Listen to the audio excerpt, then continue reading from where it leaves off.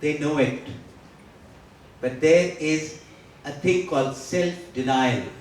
They deny it.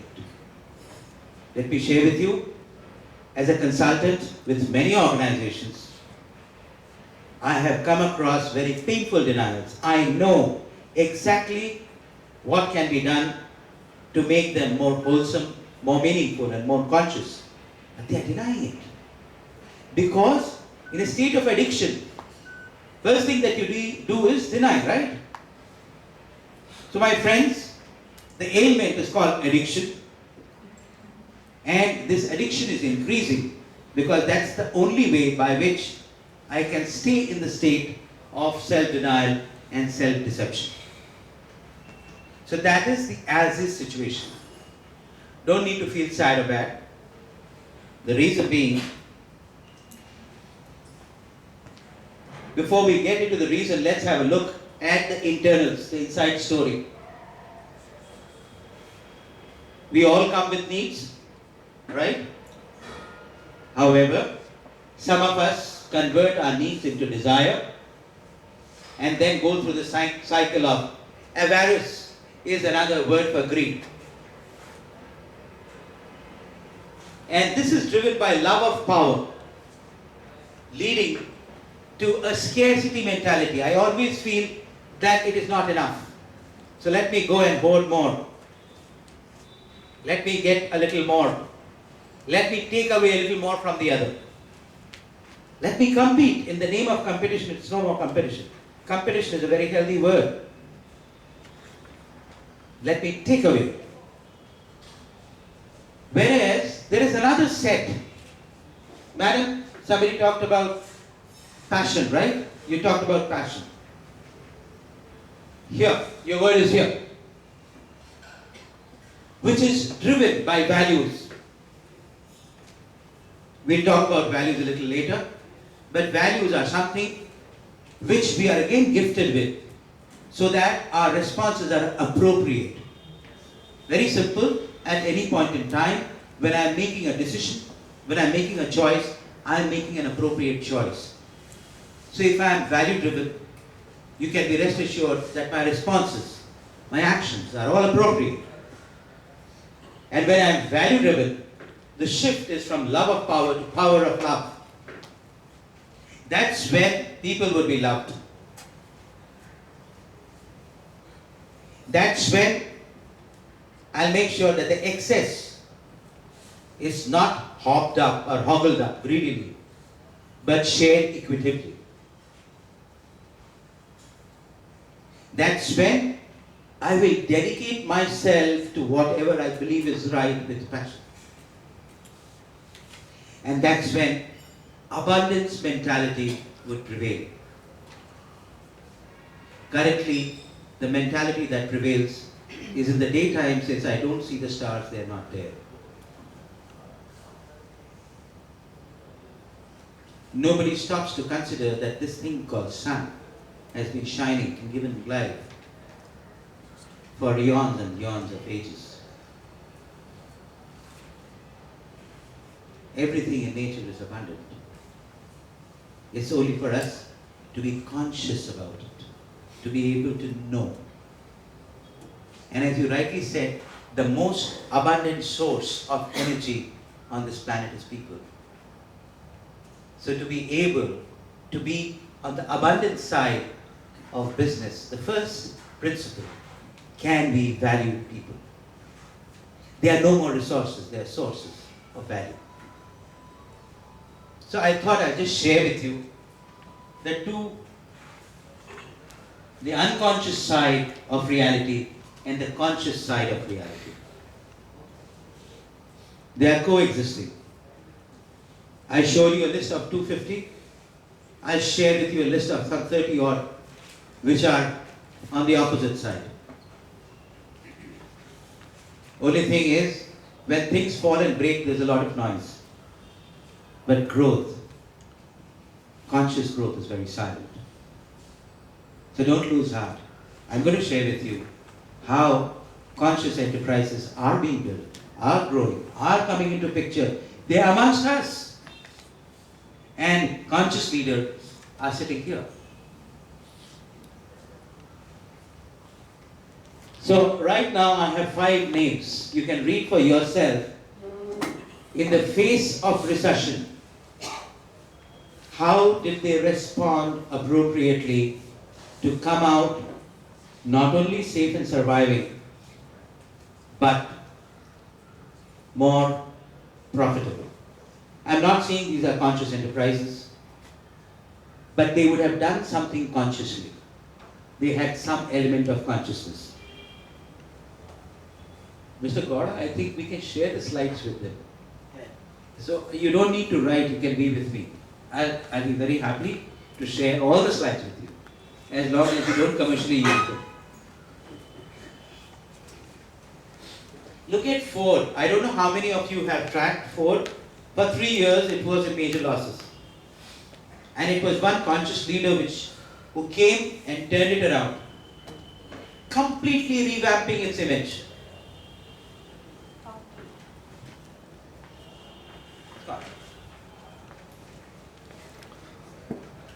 Again, amazed, many of you eat Domino's pizza. Very high on their pride factor. We had that, what is it? Thin crust, cardboard crust pizza. They let go of your pride and realized that was the only way to get out of recession. Amazon, all of us know that today it is getting into retail. Do you know Amazon is going to use the post offices in India? Yeah? Now these are companies who are candidates for becoming conscious enterprises. What do they do differently? First thing, whenever there has been a recession or a downturn, 2 things happen. Sack employees, cost cuts, and go out and sell vigorously. That's knee-jerk reaction. You know what happens when you are stuck in quicksand. You know what is quicksand? Dal-dal. You keep going down, and the more you struggle, the more faster you go down. And that's exactly what happens. But these people did not do that. If you notice, Intel simply was patient and waited for the pent-up demand for technology to come back.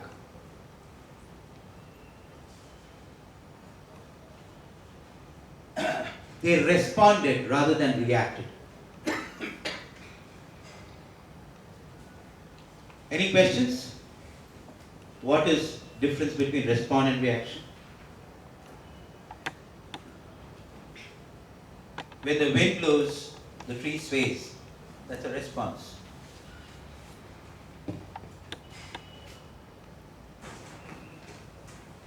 When I feel sleepy, I close my eyes. That's a response.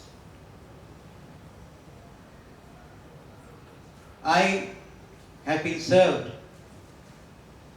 with food which can be eaten by 2 people. I eat all of that. That's a response or a reaction? That's a reaction. So you got it. Okay. And my dear friends, response can only come from consciousness.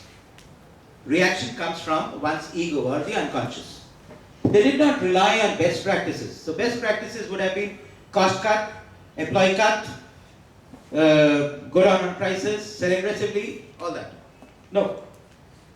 They looked at what at that point in time was most appropriate for that organization. Very important, let go. I have a supremacy, like a company like Intel. I've been supreme all through these years. How can I do something differently? How can I let go of the organization practices or the structure? Humility is another element of consciousness. Did not hesitate to revamp. You saw the revamping in the last slide. Looked long term. I have my friend over here. So, what are your budgets? How many years of budget do you get? 6 months, 1 year, 2 years, 3 years? 1 year. 1 year. And your targets are yearly targets? Yearly would be gold quarterly. Quarterly. There was a movie called QSQT. Qayamat se Qayamat tak. Now that QSQT is called quarter se quarter tak. And don't be surprised, 2014 it will be month se month tak. It has become micro term, not just short term. No visibility. You talked about passion. Passion gives me a vision, a dream. This is what I'm going to create. What dream? I'm struggling to survive in a world of scarcity. That's the fear that I'm living with. I'm talking of the unconscious business.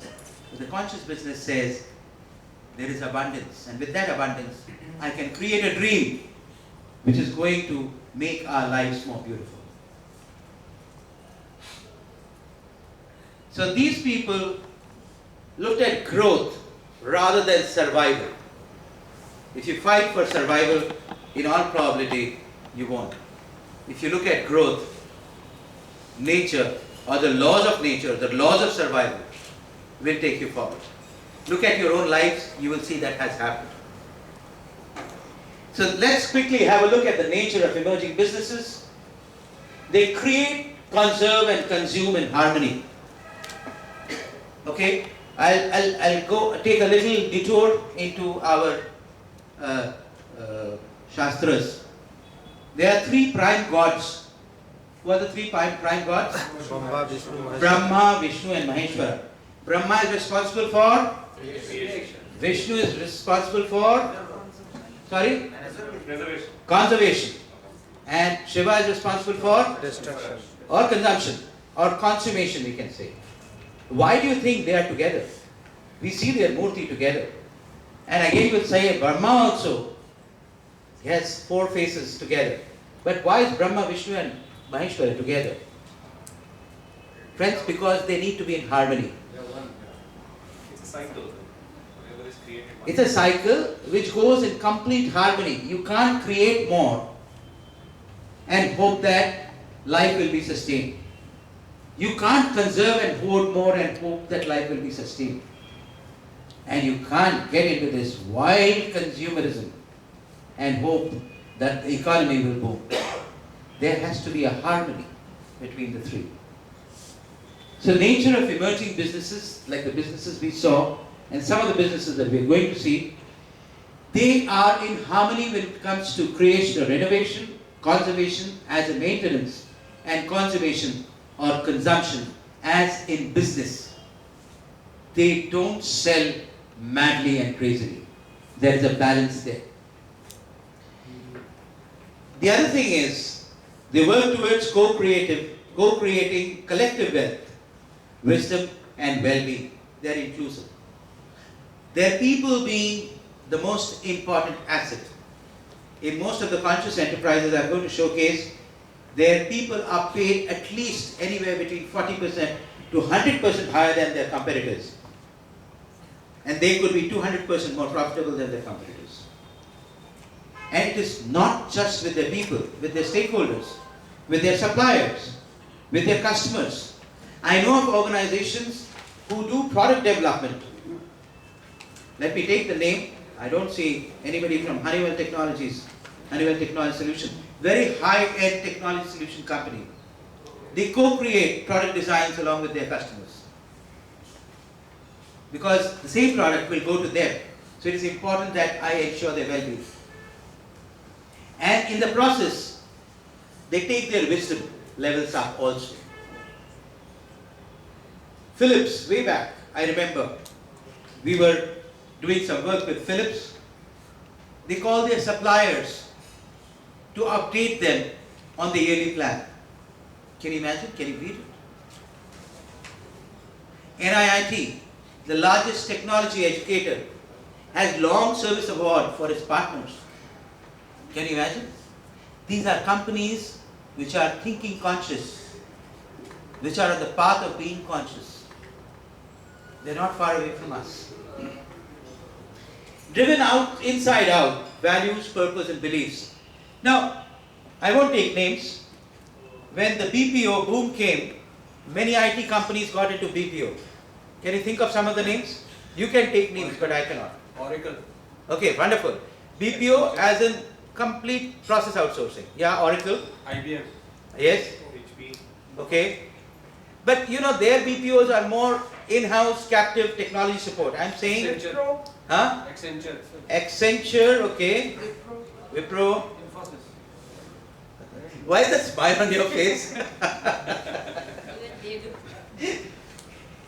My friends, there is something called a DNA for anything that is live and conscious. And if it is not a part of your DNA, no matter how much you try to make profit out of greed, you can never ever be. There are stories in manufacturing where they have diversified into sectors which is not their ball game, not a cup of their tea, and they have moved out. They would have acquired companies and then de-acquired them. I am not taking names. Stories would sound familiar, that's it. So, can I go inside out? Can I figure out for myself what is that one prime reason because of which I am doing business? And strengthen in that area. And you will find successful companies which says, we also make steel. Yeah. They have moved out, but their core business still remains steel. It's a different thing that they got into a lot of other difficulties, but at least the conviction to move in the line of their purpose was not diluted. So this is another thing, please remember. Sustains systemic harmony. What is systemic harmony? Please understand, we are all a part of some subsystems or systems. The world is a composite of many systems and subsystems. However, companies which are not conscious, which are traditional, they insulate themselves. They feel they are frogs in the well. There's nothing outside of that. As a result of which, the ocean suddenly comes and floods the well and the frog dies. But companies that I talked about, they are always in touch. They have semi-permeable membrane through which information is always flowing as to what is happening with the system because of our business and what is the system doing to us because of what is happening there. And they will come to that adapting. This is something which I strongly believe, and I would like my co-pilgrims to believe. There is no disaster. There is no tsunami. There is no recession. There is no earthquake. It pains me, it hurts me when my friend loses a job and becomes obsolete. It pains me and hurts me when I find that my brothers and sisters in Orissa die out of cyclone. It pains me and hurts me to see entire countries being washed away by tsunami. But I cannot deny the supreme law of existence which will not allow us to mess around. And if we do, it will seek correction. The hard part is that the law is indiscriminate. So if I am a defaulter, I will not be punished. Along with me, so many others will be punished. So minimum I can do is not default. So that tomorrow, my brothers, sisters, and maybe I am not punished. So I am going back to the question, what is economy and how can we prevent that ailment?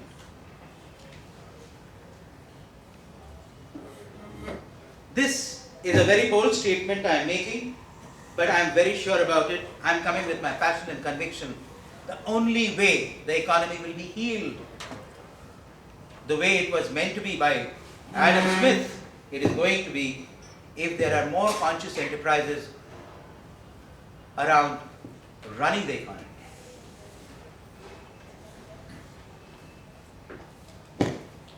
If you notice in a small definition of conscious enterprises which will help you understand, conscious enterprises are like us, like human being. That's why there's a figure of a human being, but a conscious human being.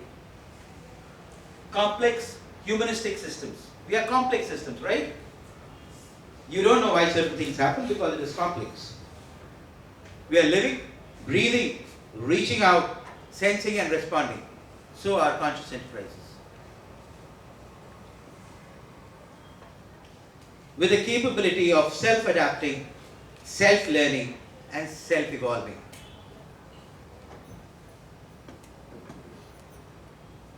What is the time when I need to stop? 12:50?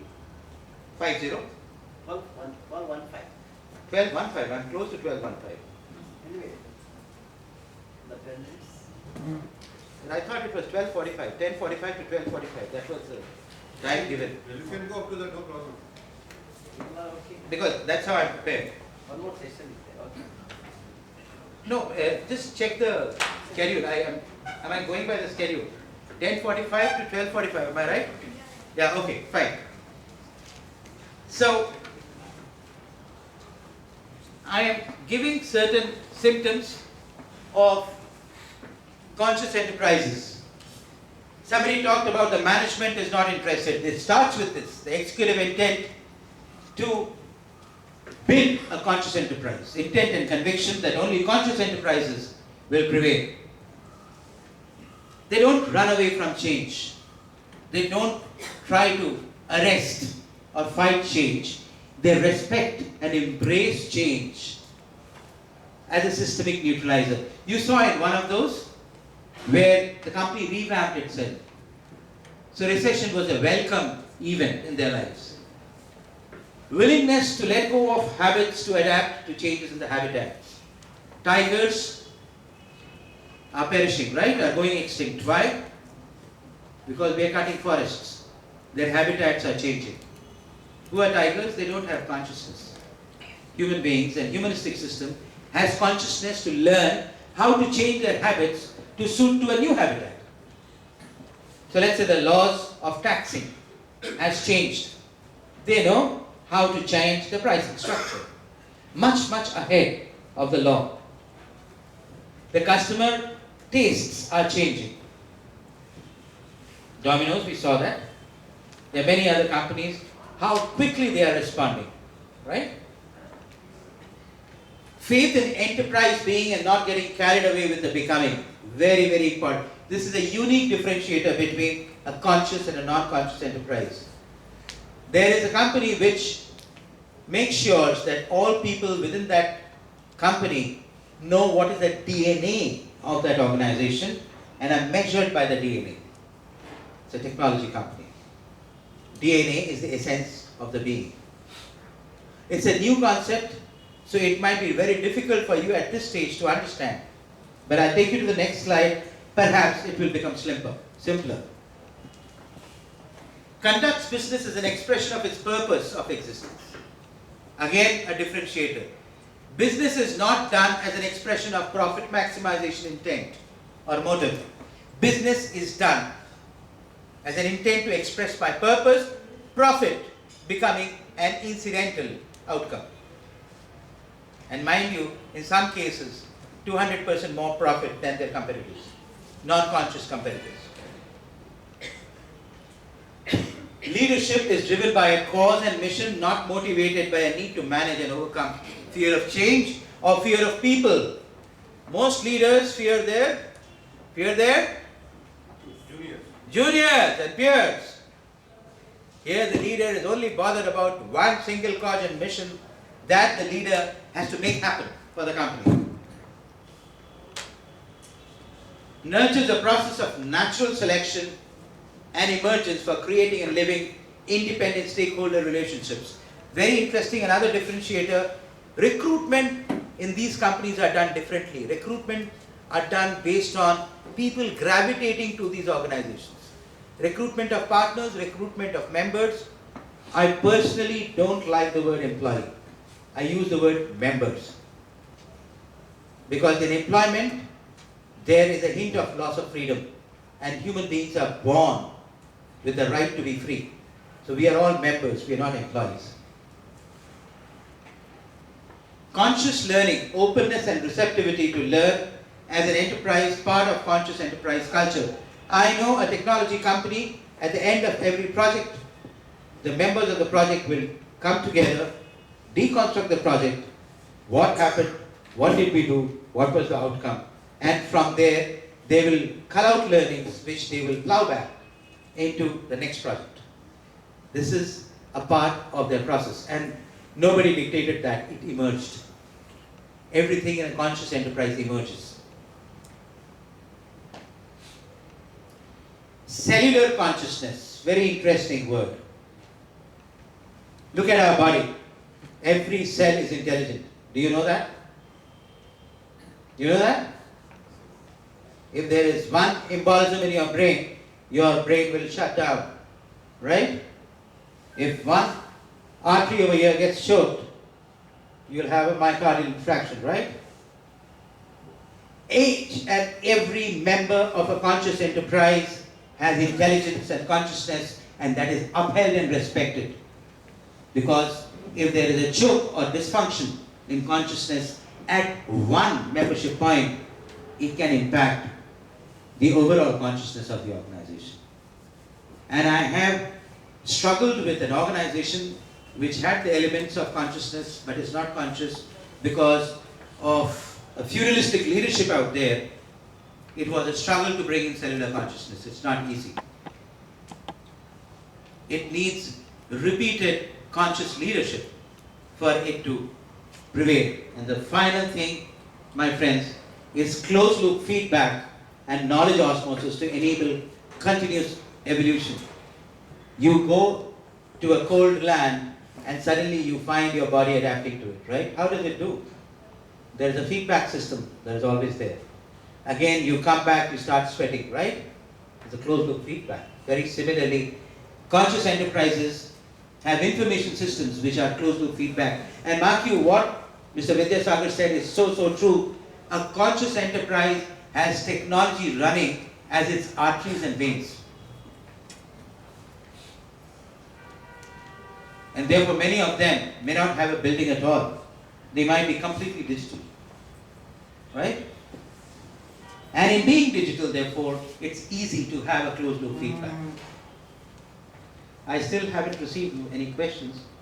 Oh, there is one.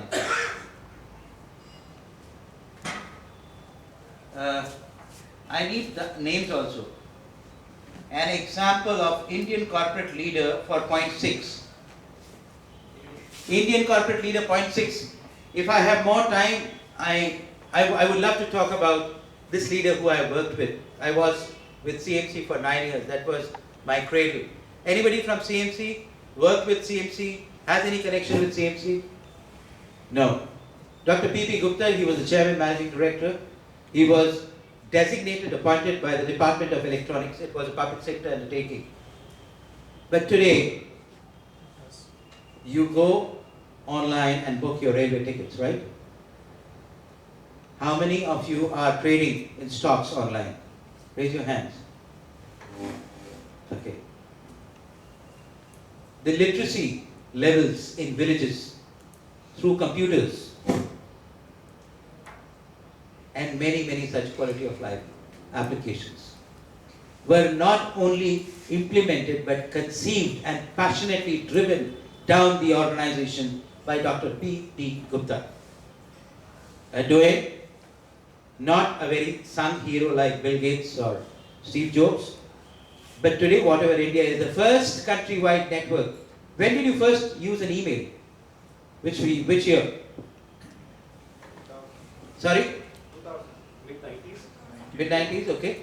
90s. Earlier? 1988 is when I used the first email.